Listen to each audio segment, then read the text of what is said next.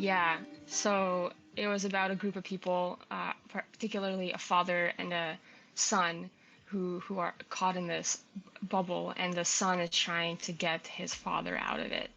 And the bubble being like a metaphorical like information bubble. Yes, yes, exactly. And there's some weird sci-fi stuff that happens. So what was kind of your inspiration behind it? How did you started writing as part of like your sabbatical? You're trying just trying a bunch of different new things. How did you kind of Hmm. like get to this story? What was Yeah. your approach to conspiracy or non-spiracy, as it were? Yes. My approach to conspiracy is personal, actually. I have some family members who believe in conspiracies. And when COVID started, it became apparent. Hmm. And so I just wanted to consume everything to learn what is it and why are they getting sucked in and what's the information that they are consuming.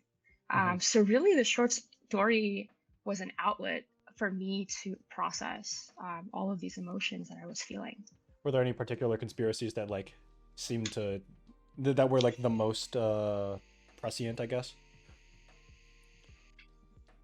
Yes, like a fear around the CDC, a mistrust of, where can you get information from? Hmm. So quick background, my family is from the former Soviet Union, Oh wow. and there's a lot of propaganda there. Hmm. A- and What country in the Soviet and so Union? they, yeah, I was born in Uzbekistan. Hmm.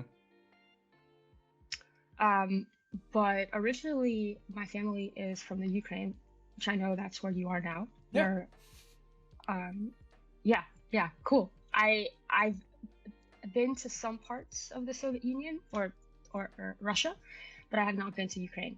Hmm. It's a nice country. You should check it out. Yeah, yeah, for sure.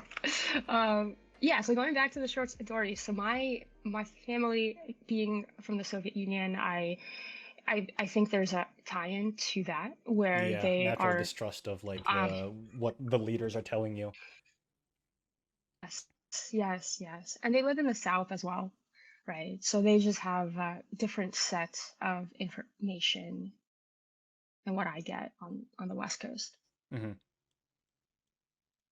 Interesting. Yeah, so like the story really ends on like a cliffhanger. Um, do you think you kind of got out everything that you were trying to? Was it like very was it mostly like a therapeutic thing to you? Was it was it more just kind of like jumping in the deep end, I guess, of creative writing? Both. That's what I love about writing is the fact that it can be like therapy, and it's Hmm. just a way to think. So I write a lot now, do all sorts of things from journaling to stories. I have a newsletter also where I write about just interesting things that I read and Hmm. really just try to process what is going on these days. What's this newsletter? Because yeah, the newsletter is called Sharing is Caring. And it really is just a way for me to process the information that I consume and to be rigorous about it. Hmm. So because I have this family history of propaganda and conspiracies, I have become really rigorous on how I read. And so as opposed to just reading something quickly and and letting it slip, I take the time to write about it, to connect things, Hmm. to link it to other similar pieces, but also other pieces that are different, because it's just all opinion, right? So it's important uh, to know all of the opinions and then to form a, a, a, your own educate opinion. Hmm. So that's where I'm at with that. Yeah, and imagine like there is a lot of like the death of expertise kind of going on now. Everybody's an expert, everybody's got a voice, and a lot of people think like their opinions are just as valid as people who actually spend time like dedicating hours and years of their life to studying things.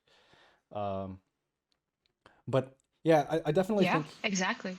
I definitely think going forward, like learning how to like critically read things is going to be one of like the more important things for people to learn in school. But you know, just have to like learn how to do as like multimedia and like our news sources are becoming shorter and more are just we're still on the big everything needs to be sensational kick.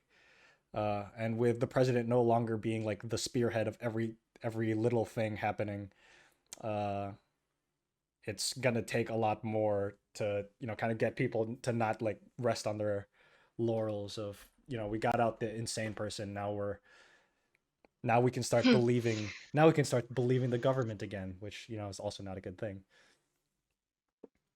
Yes, we got out the insane person, but there's a reason why this insane person was even elected, Mm-hmm. and we certainly still have an issue with um yeah, just people not thinking critically. I think you